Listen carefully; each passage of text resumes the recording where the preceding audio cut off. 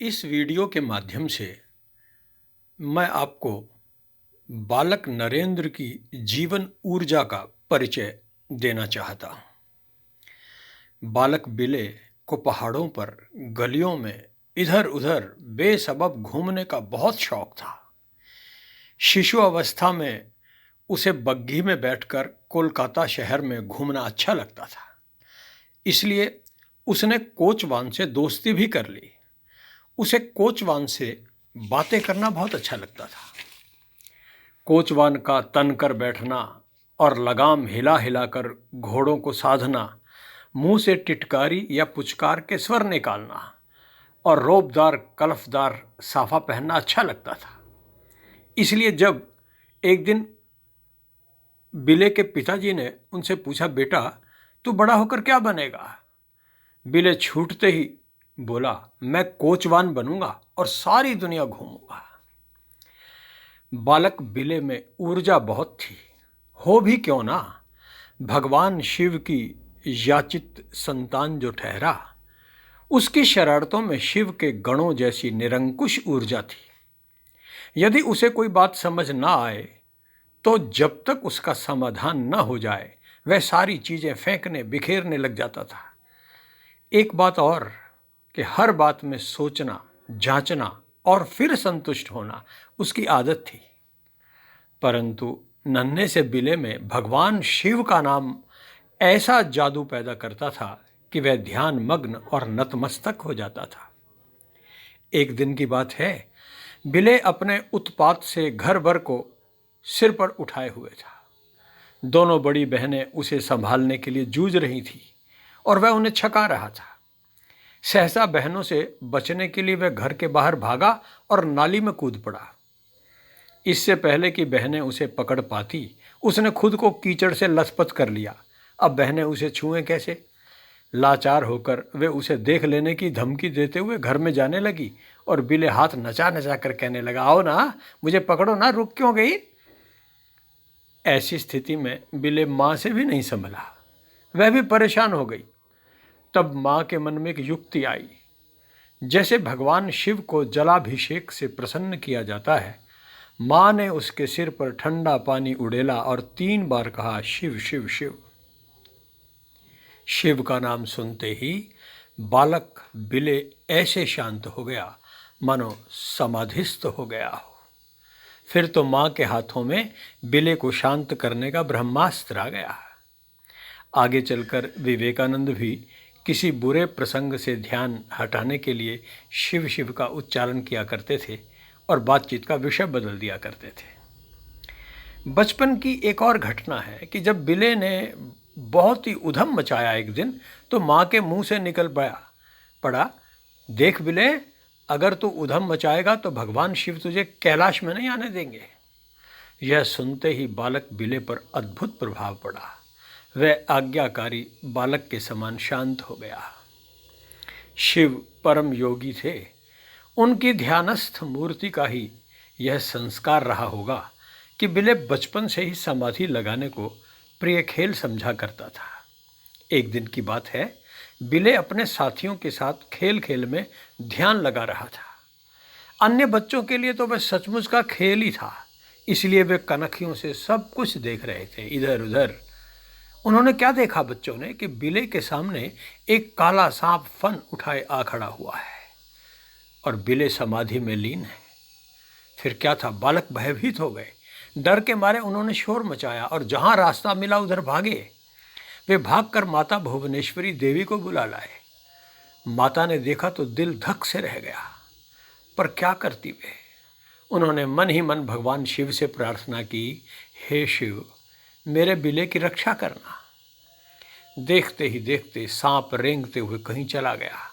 बाद में बिले के साथियों ने बिले को बताया तो उसे कोई हैरानी या घबराहट नहीं हुई। इसे भगवान शिव के भोले भंडारी रूप का आकर्षण कहें या योगियों सन्यासियों के प्रति निष्ठा, बिले बचपन से ही सन्यासियों के प्रति बहुत सहृदय और उदार था। वह जब भी किसी सन्यासी को देखता था उसे कुछ न कुछ दान दे दिया करता था। हाथ में पिता की उदार दान वीरता तो थी ही, एक दिन उन्होंने एक भिक्षुक को बिल्कुल नया कपड़ा दान में दिया। स्वाभाविक था कि माँ उन्हें डांटती। माँ ने भिक्षुक को भी डांटा।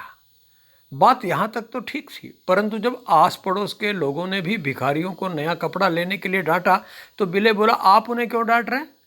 उन्हें यह कपड़ा मैंने अपनी इच्छा से दिया है। आप बताइए तो वे नया कपड़ा क्यों ना लें?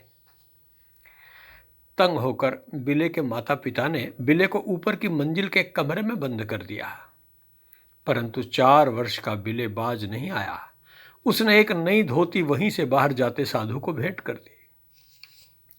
बिले के पिता विश्वनाथ भी खुले हाथों से दान किया करते थे, इसलिए मोहल्ले के लोग उन्हें दाता विश्वनाथ के नाम से पुकारते थे। उनके मंझले पुत्र महेंद्रनाथ अपने पिता के बारे में लिखते हैं कि दीन दुखियों की सहायता करना उनके लिए एक बीमारी के समान हो गया था। किसी की भी कठिनाई उनसे देखी नहीं जाती थी। कितने ही दूर के संबंधी उनके घर में रहकर उन्हीं के खर्च पर पढ़ाई करते थे। बिले की एक बात और है, एक घटना है कि वह कहानी सुनाने में, दोस्ती बनाने में बहुत आगे था बिले। एक दिन की बात है कि नरेंद्र विद्यालय में अपनी कक्षा में अपने मित्रों को कोई किस्सा सुना रहा था। उसके साथी उसकी बातों को ध्यानमग्न होकर सुन रहे थे। इतने में अध्यापक महोदय आ गए। बच्चों ने नरेंद्र की कहानी सुनना जारी रखा। अध्यापक की ओर ध्यान ही नहीं दिया, जबकि नरेंद्र बीच बीच में अध्यापक की बातें सुन रहा था। थोड़ी देर में अध्यापक को कुछ खुसुर पुसुर सुनाई दी। वे सजग हो गए। उन्होंने डंडा उठाया और एक एक छात्र से पूछने लगे। किसी भी छात्र ने कुछ सुना ही नहीं था, अतः सभी को डंडे पड़े। अध्यापक ने उन सबको बेंच पर खड़ा होने के लिए कह दिया। अब नरेंद्र की बारी आई। अध्यापक ने उससे प्रश्न पूछा। नरेंद्र ने झट से उत्तर दे दिया। अध्यापक ने पूछा, तुम में से कौन था जो कक्षा में बोल रहा था? एक छात्र ने कहा कि नरेंद्र ही कहानी सुना रहा था। परंतु अध्यापक विश्वास करे तो कैसे करे? नरेंद्र ने तो उत्तर दे दिया था। अतः उसे लगा कि ये छात्र झूठ बोल रहे हैं, इसलिए उसने सभी छात्रों को बेंच पर खड़ा होने की सजा दी। जब छात्र बेंच पर खड़े हुए तो नरेंद्र भी अपनी सीट पर खड़ा हो गया।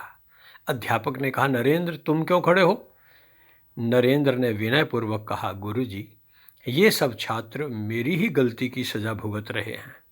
वास्तव में मैं ही इन्हें कहानी सुना रहा था, अतः मैं भी इनके साथ सजा भुगतूंगा। एक और प्रसंग है कि एक दिन की बात है कि बिले उर्फ नरेंद्र अपने कुछ हमजोलियों के साथ लखनऊ के नवाब वाजिद अली शाह की पशुशाला देखने के लिए गया। उन्होंने आपस में पैसे इकट्ठे किए और एक नाव किराए पर ले ली। जब वे वापस लौट रहे थे तो एक साथी ने नाव में उल्टी कर दी। मल्लाह बहुत गुस्से हुआ, बोला, नाव साफ कर दो, नहीं तो उतरने नहीं दूंगा। सबने मिलकर कहा, अरे तुम किसी से साफ करा लो, हम इसके पैसे दे देंगे। मल्लाह मानने में नहीं आया। उसने किनारे पर आकर अन्य मल्लाहों को इकट्ठा कर लिया और झगड़ना शुरू कर दिया। यह देखकर नरेंद्र को उपाय सूझा। वह छोटा तो था ही, मौका देखकर नाव से उतर गया और उसके बहुत नन्हे होने के कारण से किसी का ध्यान उसकी तरफ नहीं गया। अब नरेंद्र ने दिमाग लगाया। पास ही 2 अंग्रेज सिपाही टहल रहे थे। वह उनके पास चला गया। अब बालक बिले को अंग्रेजी तो आती नहीं थी, सो उन्हें इशारे में कुछ समझाकर किनारे की ओर ठेल ले गया। वे सिपाही प्यारे से बच्चे का अनुरोध पाकर बहुत खुश थे। किनारे पर जाकर वे सिपाही सारा मामला समझ गए। उन्होंने मल्लाहों को डांटा डपटा और बच्चों को छुड़ा लिया।